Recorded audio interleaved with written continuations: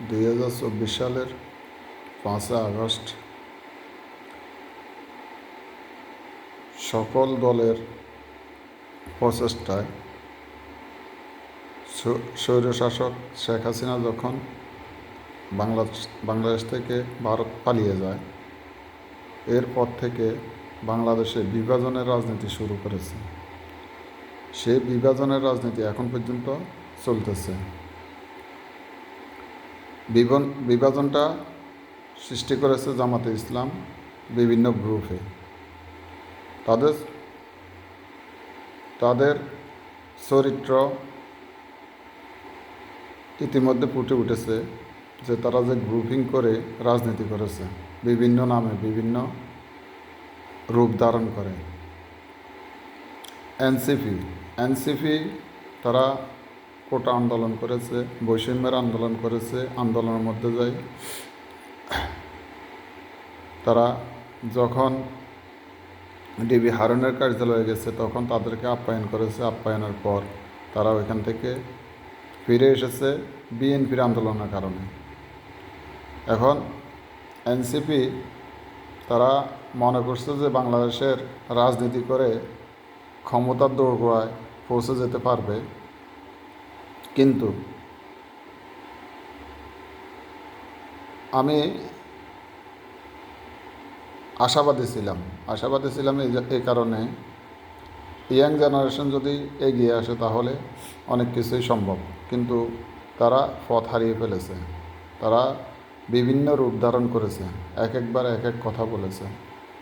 যখন তারা রাজনৈতিক দল গঠন করে তখন আমি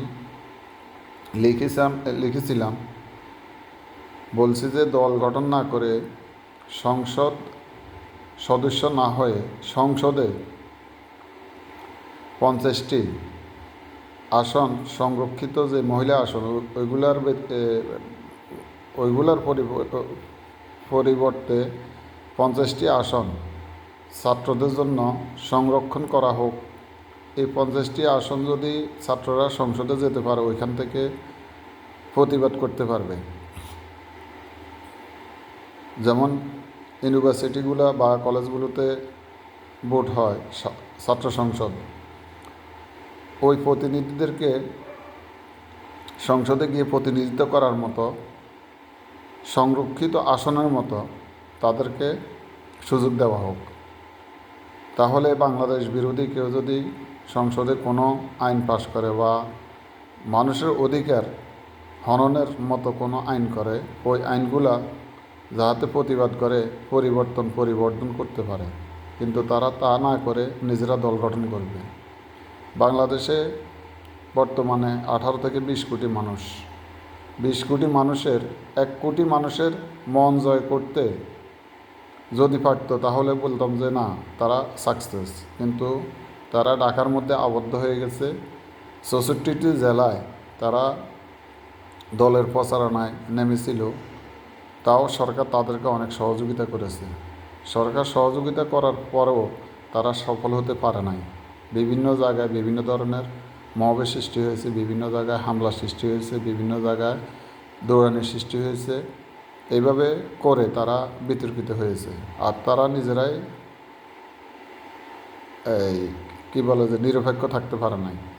প্রথম থেকে জামাত যেমন বিএনপির বিরুদ্ধে অপপ্রচারে লিপ্ত হয়েছে, এনসিপিও একই রূপ ধারণ করেছে। এখন বর্তমানে এনসিপির যে অবস্থা, জানি না ভবিষ্যতে আরও কী হয়। তারা এখন আমার মনে হয় যে ইঁদুরের গর্ত খুঁজতেছে, তারা কোন গর্তে গিয়ে পালাবে। এটা ঠিক না। তোমরা এই দেশের নাগরিক, এই দেশের মানুষ, তোমরা বিপ্লব করেছ। আমি লিখেছিলাম বিপ্লব অর্থ কী, মানে আমরা যে বিপ্লব করি, বিপ্লব বলি, বিপ্লব অর্থ কী? বিপ্লব তোমরা এর অর্থই জানো না। যদি বিপ্লবই হয়ে থাকে 3 দিন কেমনে রাষ্ট্রীয় একজন প্রধান শূন্যতা থাকে? রাষ্ট্রের প্রধানের শূন্যতা কীভাবে থাকে 3 দিন? বিপ্লব অর্থ আমি একজনকে তাড়িয়েছি, আরেকজনকে আমি যে বসে যায় সব কিছু উলট পালট করে রাষ্ট্র পরিচালনা করেছে, এটার বিপ্লব বলে। যেমন সিরিয়াতে হয়েছে। সিরিয়াতে বাশার আল আসাদ অর্থ সিংহ, এই বাশার আল আসাদ তাকে তাড়িয়ে সাথে সাথে তার অ্যান্টি পার্টি এসে ক্ষমতা গ্রহণ করেছে। ক্ষমতা গ্রহণের পর সিরিয়াতে শান্তি নেমে এসেছে। তাহলে বিপ্লব অর্থ কী আগে এটা বুঝতে হবে। আমরা ছোটোবেলায় উত্থান পতন দেখেছি, ছবি উত্থান পতন দেখার পর অনেক কিছুই নলেজে এসেছে। যাক, ছাত্র রাজনীতি করেছি, যখন ছাত্রদল করতাম তখন অনেক কিছু শিকার হয়েছি, বোমের শিকার হয়েছি, হকি স্টিকের শিকার হয়েছি। এখন হয়তো কর্মস্থলে আছি, কর্ম করতেছি, দল নিয়ে ভাবি না, বা দল ভাবলেও সক্রিয়ভাবে না। আমরা দল করি আন্ডারগ্রাউন্ডে। যেমন কেউ যদি আমার সামনে আসি বলে যে আমি অমুক দল করি বা অমুক দলকে ভোট দিব, তখন আমি তাকে বুঝাই আমার জাতীয়তাবাদের পক্ষে হই। এই হলো আমাদের ইয়ে। আমার শ্রমিক ছিল, শ্রমিকদের বলতাম যে ভোট কাকে দিবা, তারা বলতো যে কাকে দিতাম, তখন আমরা বলতাম। আমরা এভাবে যে রাজনীতি করি না তা ঠিক নয়, কিন্তু যখন কর্মস্থলে ঢুকে গেছে তখন তো আর সক্রিয় হওয়ার কোনো ইয়ে নেই। যারা সক্রিয়ভাবে রাজনীতি করে ওনারা করেন, অসুবিধা না। আমি একবারে লিখেছি, বিএনপির রাজনীতি হলো বাংলাদেশের 4টি স্তরে। কেউ সক্রিয়ভাবে রাজনীতি করে, কেউ ইয়েভাবে কর্ম করে রাজনীতি করে, এভাবে কেউ কৃষিকাজ করে রাজনীতি করে, কেউ নিরপেক্ষভাবে কাজ করে। এভাবে 4টা স্তরে ভোট আছে। এটা আমার অভিজ্ঞতা থেকে আমি বলছি।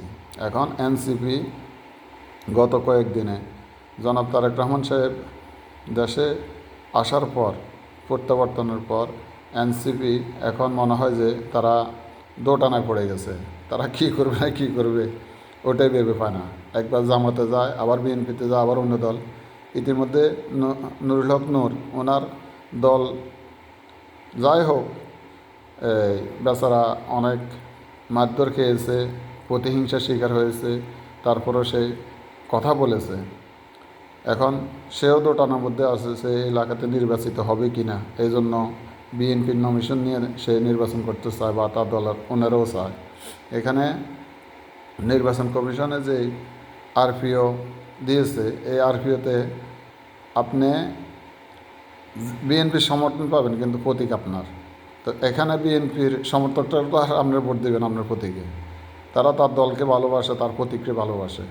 এখানে যে ফেসটা, এই ফেসের কারণে অনেকে নমিশন পেলেও জিততে পারবে না। তার কারণ আমার হৃদয়ে যদি দানের শীষ থাকে, আমি তো আর ট্রাক মার্কা ভোট দিব না, আমি তো আর শাপলা ফুলে ভোট দিব না, আর আমি অন্য কোনো প্রতীকে ভোট দিব না। এটাই সিস্টেম। অথবা আমি কেন্দ্রে যাব না। এটা একটা নির্বাচন দিন বোঝা যাবে। তো মূল কথা হলো, এখন হাদিকে নিয়ে যারা মাঠ গরম করতেছে, গতকাল পুলিশ বাহিনী কমিশনার উনি সব কিছু পরিষ্কার করেছে যে একটি হত্যাকাণ্ডের তদন্ত করতে হলে অনেক কিছু প্রচার করা যায় না বা প্রকাশ করা যায় না। এটা হলো ডিবির কাজ। এটা তারা এমনভাবে এগুলাকে পর্যবেক্ষণ করতেছে, বা কোথার থেকে কী হয়েছে, এটাই নিয়ম, এটাই সিস্টেম। আমি মনে করি যে যদি আমরা গোয়েন্দাগিরি করতে হয়, গোয়েন্দার কোনো কিছু প্রকাশ করা যাবে না।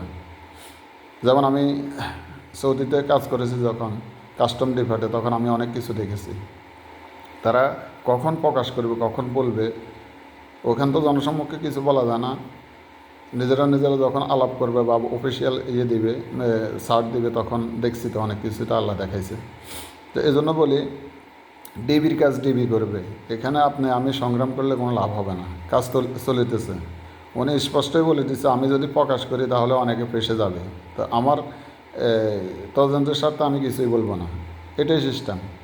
যেমন আমি অনেক কথা আমার ফ্যামিলিকে বলি না, তার কারণ এটা আমার ব্যক্তিগত, এটা আমি বলবো না। যতই আমাকে রিমান্ডে দেয়, যত কিছুই বলো, আমি বলবো না।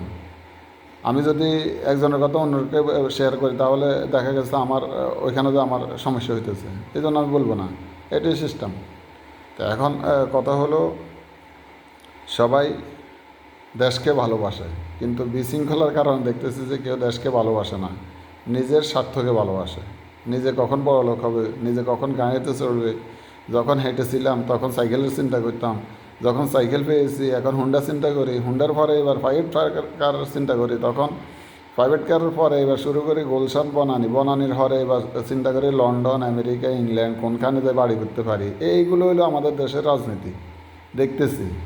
কিন্তু আপনি যদি একজন দেশপ্রেমিক হন, দেশের প্রতি আনুগত্য করেন, আপনি এই দেশকে ভালোবাসেন, আপনি এই দেশে একজন উদ্যোক্তা হবেন, আপনি একজন উদ্যোক্তা হয়ে এই দেশে কর্মসংস্থান করবেন, কর্মসংস্থান করে এই দেশকে ভালোবাসবেন, এই দেশকে আপনি কিছু দেওয়ার চেষ্টা করবেন। দুনিয়াতে আসছেন, দুনিয়া থেকে যাবেন, এটা হলো সিস্টেম, কিন্তু প্রতিমধ্যে কিছু রেখে যাবেন। এগুলো না করে যেগুলা হইতেছে, যেগুলা করতেছে বাংলাদেশে, এগুলো হলো সব স্বার্থপরায়ণ। স্বার্থের উপরে কেউ নাই, সবাই স্বার্থ নিয়ে ব্যস্ত। বিশেষ করে যারা রাজনৈতিক অঙ্গনে তালমাতাল রাজনীতি করতেছেন তাদেরকে এইভাবে দেখতেছি। ভাই জিয়া রহমান এই দেশে একটি প্রদীপ। জিয়া রহমানের ইতিহাস যারা জানে না তারা ওনাকে অনেক ধরনের কথা বলে, যখন ওনার ইতিহাস জানবে তখন এইসব কথা বলবে না। তার কারণ হলো জিয়া রহমান একজন পাকিস্তান আমলের মেজর ছিলেন। ওনাকে পাকিস্তানের তরফ থেকে বাংলাদেশে পাঠিয়েছে পাকিস্তানের পক্ষে যুদ্ধ করার জন্য, বাংলাদেশের বিরুদ্ধে। কিন্তু কি হলো, উনি আসে বিদ্রোহ করলেন। কাদের বিরুদ্ধে বিদ্রোহ করলেন? পাকিস্তানি সৈন্যদের বিরুদ্ধে বিদ্রোহ করলেন। ওই ইতিহাস যদি আপনি পড়েন আপনার গা শিহরে দিয়ে উঠবে। তাহলে আমি মনে করি যে জিয়া রহমান একজন বাংলাদেশের খাঁটি এবং কয়েক কোটি গুণ দেশপ্রেমিক। ওনাকে নিয়ে কেউ টল করবেন, কেউ সমালোচনা করবেন, এটা মানা যায় না। আপনি জিয়া রহমানের ইতিহাস পড়েন। আর জিয়া রহমান কখনো উনি রাজনীতিকে আসবেন বা রাজনীতি করবেন, দেশের প্রেসিডেন্ট হবেন, ওনার কখনো এটা ভাবনা ছিল না। উনি কখনো এটা চিন্তাও করেন নাই। উনি যখন যুদ্ধ করেছেন, বীর প্রতীক, বীর উত্তম উপাধি পেয়েছেন, পাওয়ার পর উনি তো ওনার ক্যাম্পে ফিরে গেছেন, উনি চাকরি করেছেন, উনি বঙ্গবন্ধুর আন্ডারে চাকরি করেছেন। এখানে মূল হলো আমাদের রাজনৈতিক যে এখন যে বিশৃঙ্খলা, তখন এই এসছে আরও বেশি বিশৃঙ্খলা ছিল। এখন মনে করেন যে আমাদের রাজনৈতিক অঙ্গনে ব্যর্থতার কারণে জিয়া রহমান বাংলাদেশের ক্ষমতা গ্রহণ করতে বাধ্য হয়েছেন। ওনাকে নিয়ে টল করার কোনো কিছু নাই। আপনার যে জাতি মুক্তিযুদ্ধ ইতিহাস ভুলে যায়, সেই জাতি অন্ধকারে যায়, সেই জাতি জঙ্গল। যারা সম্মান পাওয়ার যোগ্য তাদেরকে সম্মান শেখ হাসিনা দেয় নাই, পতন হয়েছে। আপনার সম্মান দিতে হবে, আপনার বাবা না আপনার দাদাদের সম্মান দিতে হবে, দাদা বয়সীদেরকে, বাপের বয়সীদেরকে সম্মান দিতে হবে। এখন আমাদের দেশে তো এগুলো নাই। এখন দেখতেছি কৃষ্টি কালচার অন্যরকম হয়ে গেছে। আর যে কোনো জাতি একটি কৃষ্টি কালচারের উপরে স্বাধীন হয়, কোনো ধর্মভিত্তিক কোনো কিছুর উপরে আপনার স্বাধীন হয় না। ধর্ম যার ধর্ম আপনি ব্যক্তিগত। আমি আমার আল্লাহরে ডাকবো, আমি এখন ডাকবো, আমি কোনো দলের ভিতরে ঢুকতে হবে না। আমার আল্লাহকে আমি ডাকবো, আমি বিপদে পড়ছি, আমি আল্লাহকে ডাকবো। এটা হলো সিস্টেম। তো নবী করিম সাল্লাল্লাহু আলাইহি ওয়াসাল্লাম শুরু করে দিয়ে গেছেন মসজিদে গিয়ে জামাতের সহিত নামাজ পড়া। জামাতের সহিত মানে কি? একত্রিত নামাজ পড়া, এটাই বলছে। আর নাহলে ব্যক্তিগতভাবে পড়তে পারেন, এখানে কোনো সমস্যা নাই। মরুভূমিতে যে নামাজ পড়তেছে ওইখানে জামাত কই পাইব? জামাতের সহিত ওখানে একা একা নামাজ পড়তেছে, ইবাদত করার জন্য বলছে, ইবাদত করতেছেন, বাস এটাই। এখন কত হলো, বিএনপিকে নিয়ে টেল করার কী দরকার আপনাদের? বিএনপি তো কারো ক্ষতি করতেছে না, বিএনপি তো কারো নিয়ে এত মাথা ব্যথা করতেছে না। বিএনপি বরং চেষ্টা আপনাদেরকে সুযোগ দিতেছে আপনাদের মনের ভাব প্রকাশের জন্য। যখন আপনার মনের ভাবটা প্রকাশ হয়ে যাবে তখন আপনার ধরেন আপনার কতটুকু গ্রহণযোগ্যতা তখন পাবলিক যাচাই করবে। এখন এনসিপিকে মনের ভাব যখন দল গঠন করে, শেষ পর্যন্ত বিএনপি তাদেরকে সহযোগিতা করেছে।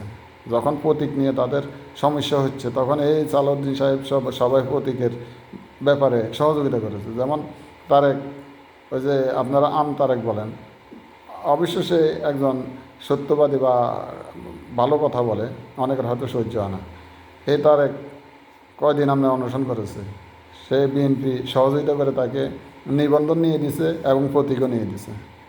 এখন আপনার মনের ভাব আপনি প্রকাশ করবেন, এখানে কেউ বাধা সৃষ্টি করবে না। কিন্তু আপনারা যেগুলো করতেছেন, আপনারা তো উচ্ছৃঙ্খল বিশৃঙ্খল সৃষ্টি করে দেশকে অরাজকতার দিকে ঠেলে দিচ্ছেন। গত 14-15 মাসে বাংলাদেশে যে ক্ষতি হয়েছে, আগামী মনে হয় 50 বছরে এটা ফিল আপ হবে না। যে কোনো জাতি শৃঙ্খলার মধ্যে থাকতে হবে। আমি বিদ্রোহ করেছি, ঠিক আছে, আমি যদি দেশে যদি মঙ্গল চাই, তাহলে আমি নীরব থাকব। আমাকে আবার পাবলিক ডাকবে যে আপনি নীরব কেন, না পেজে আসেন, আপনি সংগ্রাম করেছেন, আপনার সংগ্রামের পরে নীরব কেন? এগুলো হলো সিস্টেম। ধন্যবাদ সবাইকে।